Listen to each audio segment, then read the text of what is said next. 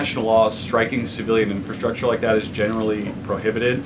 Why is the president threatening what would amount to potentially a war crime with the U.S. military? And how do you square that with the administration repeatedly saying that the U.S. does not target civilians?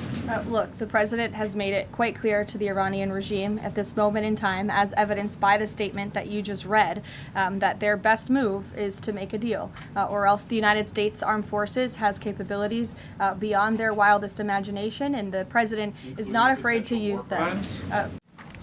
Good afternoon, everyone. Could you hear our amen in there? We just said a little loud prayer as a team. In this Holy Week, President Trump and the First Lady are joining in prayer with Christians celebrating the resurrection of our Lord and Savior, Jesus Christ. On Wednesday, the president will host an Easter lunch in the East Room with faith leaders across the country to celebrate Holy Week. With respect to the ongoing major combat operations in Iran, Operation Epic Fury is moving ahead successfully and according to plan. With each passing day, the United States military is increasing its advantage over the terrorist Iranian regime. More than 11,000 enemy targets have been struck to date, each strike further crippling the regime's offensive and defensive capabilities and creating more leverage for the United States and our allies. Compared to the start of the operation, Iran's ballistic missile and drone attacks are down by roughly 90%. The United States is also decimating the Iranian regime's navy. We have destroyed more than 150 of their naval vessels so far, including 92% of their largest vessels. The Iranian Navy has no vessels operating in major regional waterways and no ability to project naval power, which is why they've been assessed as combat ineffective. Our military continues to obliterate Iran's defense industrial base, with nearly 70% of their missile, drone, and naval production facilities and shipyards damaged or destroyed thus far, significantly reducing their ability to pose future threats in the region. U.S. and Israeli joint forces control the skies and have asserted air dominance over Iran, completing more than 11,000 successful combat flights thus far. The trend remains clear. The United States is conducting more intense, targeted strikes with devastating combat power with each passing day to destroy the threat posed by the Iranian terrorist regime, as President Trump sought out to do a month ago. It's no surprise that we are seeing the remaining elements of the regime become increasingly eager to end the destruction and come to the negotiating table while they still can. Despite all of the public posturing you hear from the regime and false reporting, talks are continuing and going well. What is said publicly is, of course, much different than what's being communicated to us privately. As a result, President Trump issued a 10-day pause to postpone planned strikes on Iranian power plants and energy infrastructure. This remains a truly once-in-a-generation opportunity for the regime to make a good deal with the United States, permanently abandon their nuclear ambitions, and stop acting as the world's leading state sponsor of terrorism. If the Iranians reject this golden opportunity, the greatest military in the history of the world continues to stand by to provide President Trump with every option available to ensure this regime continues to pay a grave price. One way or another, Iran will no longer have the credible ability to threaten the United States or our allies, which is, of course, the overall objective and mission the president set out when he launched Operation Epic Fury. Unfortunately, even as President Trump is working hard every single day to protect the United States from foreign enemies, Democrats on Capitol Hill have failed to do the same here at home by keeping the Department of Homeland Security unfunded. Over the past 6 weeks, Democrats in Congress have pushed our air travel system to its breaking point and inflicted massive pain on Americans with their reckless political games. 500 TSA officers quit their jobs. Thousands more were calling out sick at record rates due to the lack of pay. This resulted in security wait times exceeding 3 hours at major airports across the country, creating nightmares for millions of Americans. Overall morale among TSA staff plummeted as well, all of this creating an unacceptable heightened security risk. Because of the Democrats' unwillingness to do their basic job of funding DHS, President Trump determined that these circumstances constituted an emergency, compromising American security. That's why last week he accordingly signed a presidential memorandum directing the Secretary of Homeland Security to work with the Director of the Office of Management and Budget here at the White House to use those funds with a reasonable and logical nexus to TSA operations to provide TSA employees with the compensation and benefits that would have accrued to them but for the Democrat-led DHS shutdown. This bold and necessary action by President Trump will ensure our TSA workers receive their hard-earned paychecks. It should not have come to this point, but President Trump will always do what's right by the American people, and he found a way to do that to get TSA paid. Ensuring that these federal workers who perform critical public safety responsibilities can feed their families, pay their rent, and show up to work is something the president was honored to do. But this moment should be an eye-opening one for the American people. Let's be clear about what is happening. Democrat members of Congress are more than happy to put your safety at risk because they oppose the president's and his administration's efforts to enforce our nation's immigration law. Democrats refuse to fund ICE because they want millions and millions of illegal aliens to pour into the country just like they were under the Biden administration. They want murderers and rapists and thugs to remain in your communities rather than be removed by ICE and Border Patrol agents. The Democrats created this mess. They are the reason for long lines at airports and tens of thousands of employees going without pay. Once again, President Trump is cleaning up their mess because he cares more about the American people than destructive, petty, partisan politics. With that, I will take your questions today. Here in our new media seat, we have Wid Lyman. Thank you for being here. And why don't you kick us off? Thank you. Happy Easter. Thank you. You as well. Two questions for you. Thank you. There are some concerns the administration is starting to change its position on deportations, border enforcement, possibly asylum policies. What would you say to Americans that are somewhat concerned that the shift has happened? Sure. Well, while there has, of course, been a change in leadership at the Department of Homeland Security with former Senator, now Secretary Mullen, joining the president's cabinet, I can assure the American people there has not been a change in policy. It has always been the policy of this president and this administration to deport the worst of the worst illegal alien criminals from our communities. That's something I know Secretary Mullen remains wholeheartedly committed to doing. And it's something that is overwhelmingly popular with the American people. And it's something that is necessary to protect our homeland and to prevent deaths of Americans in our country. Just last week, Sheridan Gorman, a young woman in Chicago, was shot and killed on the street walking with her friends outside of her university by an illegal alien from Venezuela who had no right to be here in the first place. And it's despicable that Democrats are currently defunding the department that's responsible for removing illegal aliens like that. And I would also add it's despicable that the lack of coverage of this young woman's case, of her life, and the way that it was tragically cut short. I saw a survey over the weekend that I'd like to bring to all of your attention. This is the media coverage of the case of Sheridan Gorman. You have ABC News has spent 1 minute and 19 seconds between 2 days when this case was first alerted. You have CBS, 2 minutes and 1 second.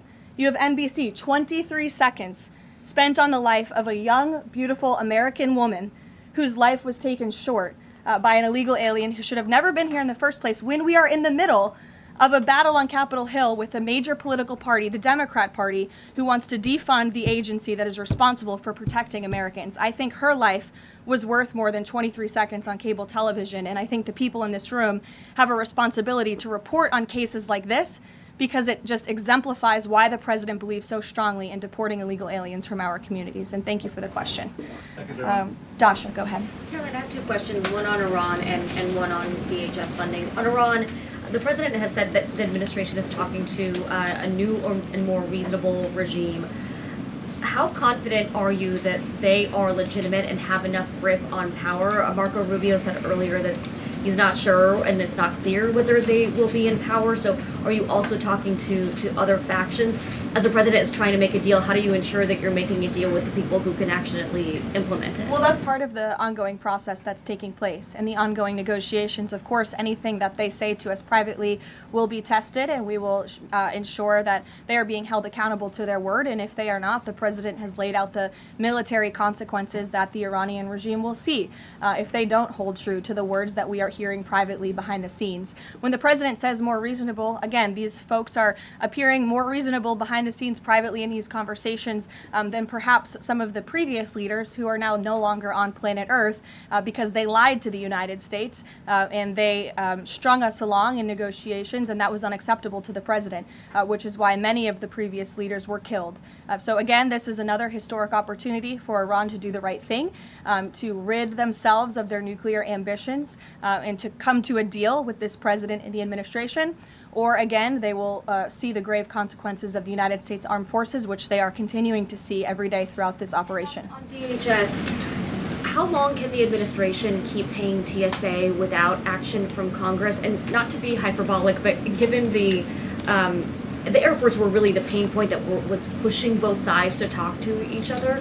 I mean, do you see a way for DHS to reopen? Is it possible that this keeps going through the midterms? Well, we certainly hope so. I mean, of course, the president just can't keep signing presidential memorandums and proclamations every time Congress fails to do its job and every time Democrats are holding our entire country hostage, picking and choosing which programs and agencies they want to fund just because they don't like this administration's policies. That's not how it's supposed to work. They voted 7 times against funding DHS over partisan and political reasons. And so, again, the president has stepped in to do the right thing at this moment in time, but the president is also encouraging Congress to come back to Washington to permanently fix this problem and to fund and reopen the Department of Homeland Security entirely. Caroline? Stephen. Thank you, Caroline. 2 questions, one on TSA, one on Iran. On TSA, for ordinary Americans watching the briefing, how long until everything goes back to normal at airports after the president's action? And then on Iran, on the time frame, President Trump initially said about 4 weeks. Secretary of State Rubio on Friday reportedly said it might be another 2 to 4. Is 2 to 4 the current ballpark that the administration is thinking? With respect to the timeline, again, the President, Commander-in-Chief, the Pentagon has always stated 4 to 6 weeks estimated timeline for Operation Epic Fury. We're on day 30 today. So again, you do the math on how much longer the Pentagon needs to fully achieve the objectives of Operation Epic Fury, which I will reiterate: destroy the Iranian Navy, destroy their ballistic missiles, dismantle their missile and drone production infrastructure, significantly weaken their proxies throughout the course of this operation, and then, of course, preventing Iran from ever obtaining a nuclear weapon. To your first question, Stephen, about TSA and airports, nothing will be truly normal again until Democrats do the right thing to fund this agency fully. Again, the president has stepped in the meantime to do what's right to end this crisis that we've had at air travel and at airports across the country in the meantime. But again, Congress needs to come back. Democrats need to fund the Department of Homeland Security so we can formally and fully get these great employees paid long into the future. Caroline? Jonathan? Thanks a lot, Caroline. 2 questions regarding the financial costs of the war. Back during the Persian Gulf War, 1990, 1991, Arab countries paid for the vast majority of the cost of the war. Kuwait, Saudi Arabia, the UAE. Who's paying for the cost of this war? Will those Arab countries step up to do just that? Well, I think it's something the president would be quite interested in calling them to do. I won't get ahead of him on that, but certainly it's an idea that I know that he has and something that I think you'll hear more from him on. And then secondly, the cost of diesel is averaging at $5.38 a gallon right now. What's the message from the Trump administration to truck drivers who are dealing with those high fuel costs right now? Again, we understand, we hear you, we see you. We are fully tracking this short-term fluctuation in oil and in diesel prices. And that's why the president and the administration have continually announced robust actions to provide stability in the global energy market. As you know, political risk insurance, one of those actions, allowing countries to purchase sanctioned oil just to increase the supply. In the meantime, we've worked to release 400 billion barrels of oil and refined products as well. We issued the 60-day Jones Act waiver. All of this has, with the goal of increasing supply to create stabilization in the market in the meantime. But the overall message, as we've repeatedly stated, is, again, these are short-term actions and short-term price fluctuations for the long-term benefit of ending the threat that Iran poses to the United States of America, our troops, and our allies in the region, and ensuring that this regime can no longer control the world's free flow of energy through the Strait of Hormuz, which is something the administration continues to tackle day by day as well. Jennifer. Just two questions. Which Jennifer? I'll go to both of them. Go ahead. So two questions. One on China and one on Iran. On China, ahead of the president's trip to Beijing, will there be a working level meeting with Secretary Bessent, Jameson Greer, et cetera, and when will that be? I do expect cabinet officials to travel to China ahead of time. I don't have a readout on their schedules for you, but this is something we typically do with international travel, as you know. So I'll talk to the Treasury Department and the cabinet myself, and we'll get you that answer. But we do expect them to move ahead of time. Okay, and thank you. And on Iran, if Iran is kind of cherry picking what tankers get to go through the Strait now and contemplating big tolls on those tankers, is that consistent, or how is that consistent really with the president's message about really wanting the Strait to be fully open? Does the administration support a regime or system where Iran is effectively charging tolls on these vessels to access? That's not something we support, and I would reject that they are cherry picking. In fact, as you know, these tankers that are moving through, the 10 that were previously announced and now the new 20, the announcement of 20 additional tankers, which we expect to see over the coming days, are a result of the direct and indirect talks that are taking place between the United States and Iran. So you wouldn't have seen those tankers if not for the president's diplomacy and his team engaging on this matter, which we expect that compliance moving forward. And it's, again, something that we're working on very closely. Caroline. Sure. And behind the mic in the back right there, you put up your hand very excitingly. Go ahead. Hannah from News Nation. Thank you. Thanks for taking my question. I have two for you real quick. There are reports that Republicans are weighing cuts to health care in order to make way for that $200 billion for the Pentagon and Operation Epic Fury. Is that a trade-off that President Trump supports? I've seen these reports. I haven't spoken to the president about it, nor have I heard this being discussed in any high-level meetings here at the White House. I don't want to weigh in definitively because I just haven't heard that being discussed here in the West Wing. And then secondly, I know President Trump says we're ahead of schedule in achieving his military objectives in Iran. He laid out that 4 to 6 week timetable for this conflict, and we're now within week 5. So how do you square kind of those two? Well, 4 to 6 weeks estimated timeline. Again, you just said we're on day 30 of the operation. I just provided you with some of the updates from the Pentagon directly in achieving the objectives, and the military has been enormously successful. I think we should all be very proud of our armed forces for what they have done over the past 30 days. The mission will continue until the objectives are achieved, and that 4 to 6 week timeline does remain right now. I don't have any updates for you on that. Yeah, like others, one on TSA, one on Iran. On Iran, I know it's tough to engage in hypotheticals, but I feel like this is one that you could engage in if the president does seek. Probably not, but We'll see. If the president does seek, or the United States seeks a ground war, does he intend to get congressional authorization of that march? Look, the president has been asked about boots on the ground or alleged ground operations various times. He's obviously declined to rule them out. It's the Pentagon's job to provide maximum optionality to the president. It does not mean he's made a decision, nor would he ever notify the media of such decision as not to tip off our enemy. With respect to abiding by Congress and the rule of law, that's something the administration will, of course, always do. And it's something that we have great respect for Congress. The president does with military operations. In fact, prior to the launch of Operation Epic Fury, as you know, the administration gave a courtesy notice to Congress in the Gang of Eight, and top-level administration officials and cabinet secretaries have gone to Congress multiple times over the past 30 days to provide those courtesy briefings to Congress when requested. TSA quickly, I've been asked by multiple Trump supporters that have said, given the fact that the president on that Friday gave that memorandum informing DHS to pay TSA workers, I know there's a lot of negotiations involved in a shutdown of this size. Why did the president not sooner issue that payment to TSA workers?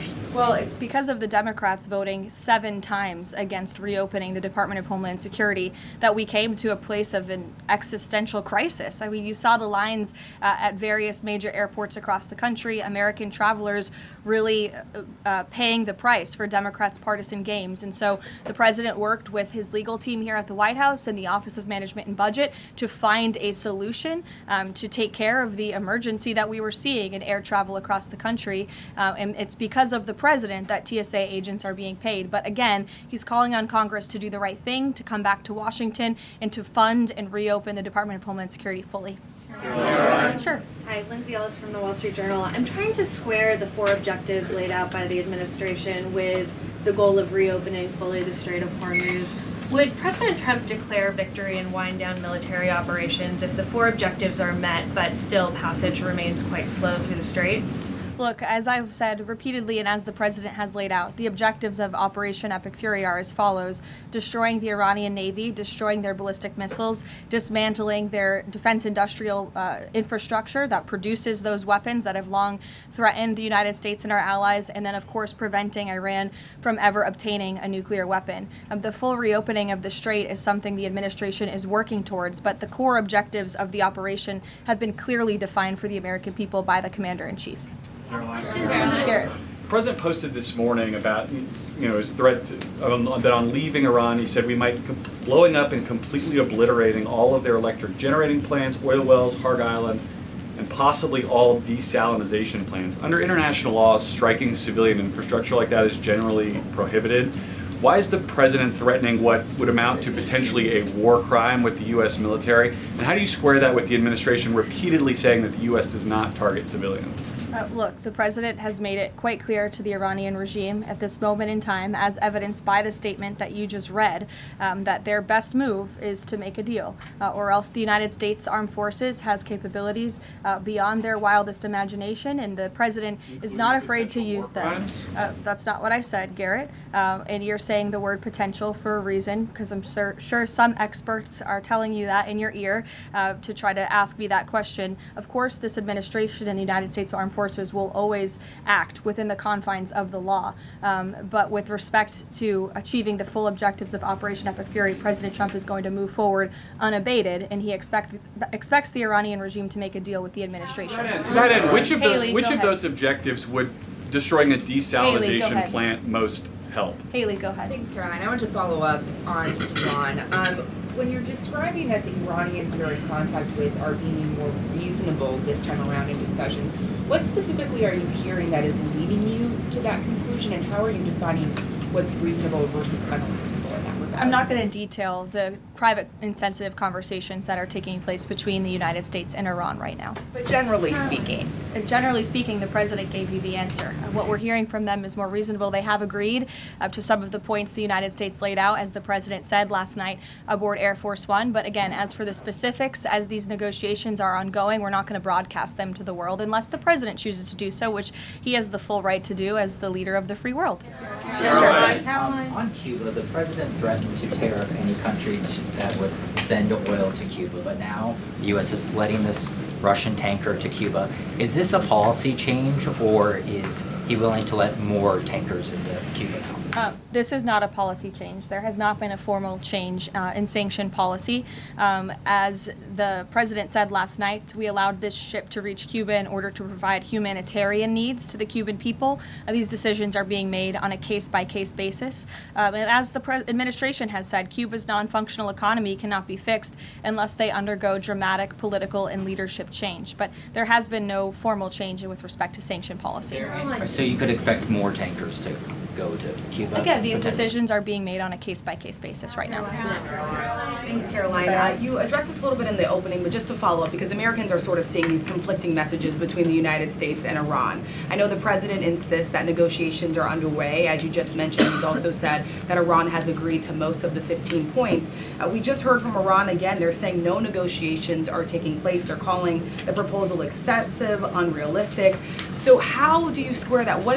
How do you explain that discrepancy between the two? I think the American people are smart enough not to take the word of a terrorist regime that has chanted death to America for 47 years at their word. And I hope the journalists in this room are wise enough not to take an Iranian regime that has repeatedly lied about our country, about our values, about everyone in this room, frankly, for nearly 5 decades. So I think the American public are smart enough to understand that. And just to follow up on the objectives, you laid them out, but I know the president has set a deadline for April 6th in just 1 week. What does the president need to see to not move forward with those strikes by April 6th? Well, I think he said it in his Truth Social post this morning. He wants to see a deal over the next 10 days. That timeline is waning, several days left, and we'll see. I won't get ahead of it. We'll see what happens in the end of the 10-day period. Caroline, thank you. One on Iran, one on the shutdown. The president continues to say the U.S. is in conversations with a more reasonable regime. But there are now hundreds of U.S. Special Operations Forces, including Navy SEALs and Army Rangers in the Middle East, as well as thousands of other troops already deployed. So is he trying to end or intensify the conflict? The president is focused on achieving the objectives of Operation Epic Fury. With respect to forces that are on the ground in the Middle East, it's the job of the Pentagon to create maximum optionality for the commander-in-chief. It does not mean the president has made any additional decisions. Again, he remains focused on ensuring that the Pentagon continues to achieve the objectives of the operation that was launched 30 days ago, and we're well on our way to doing that. So if an American is sitting at home hearing him say, I want to talk, but I keep seeing them send troops to that region, what are they to make of what's going on? There's two tracks here. The president has always said that diplomacy is his number one option and priority. Again, he tried earnestly, in good faith, to engage in diplomacy with the Iranian regime prior to this operation being launched in the first place.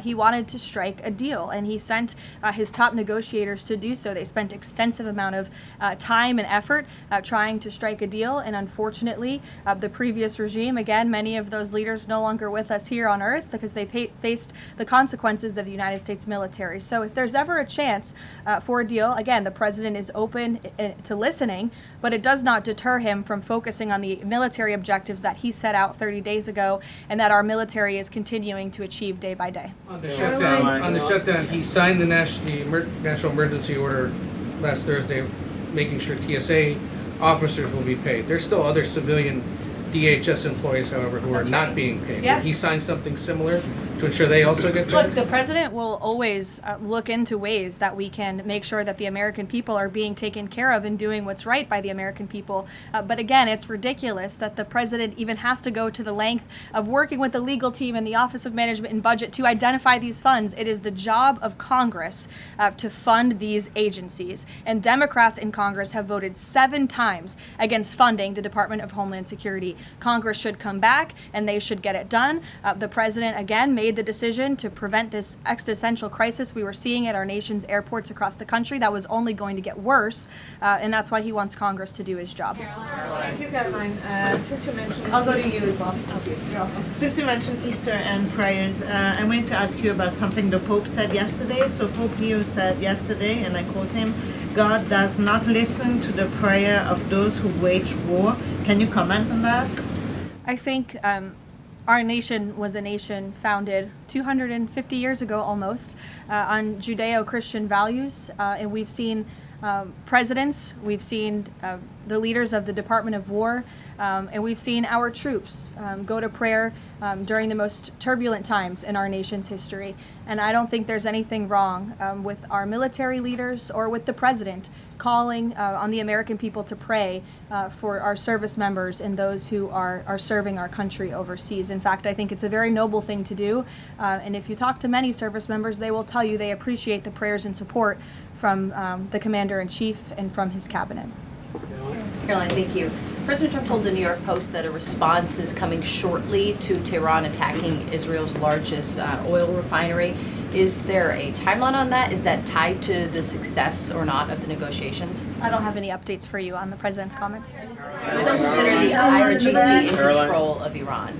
Well, look, as Secretary Rubio said today, the leadership is very fragmented. We have really neutered their intercommunication systems, and that's part of this process of diplomacy to continue figuring out exactly who's in charge. I know they appointed a new Ayatollah, haven't seen or heard much from him, and so that's part of this diplomatic process that's underway right now.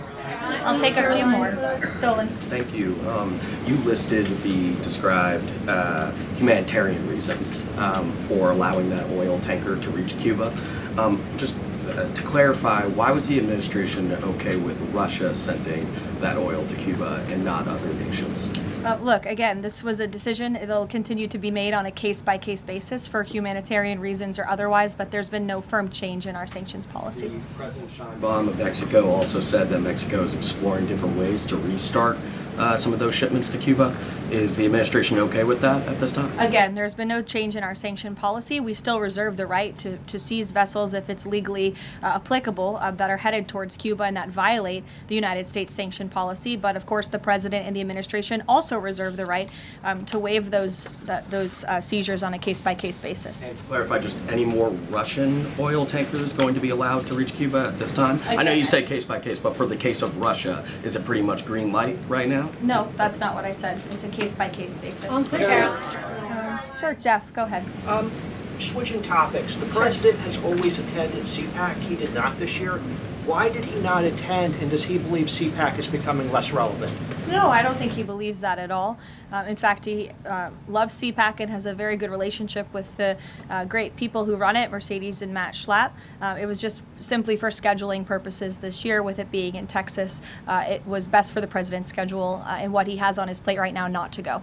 Carolina. Michael. Thank you, Caroline. If and when a deal is finalized with Iran, how does the U.S. provide protection to who it's negotiating with to ensure that they can carry out the president's peace plan?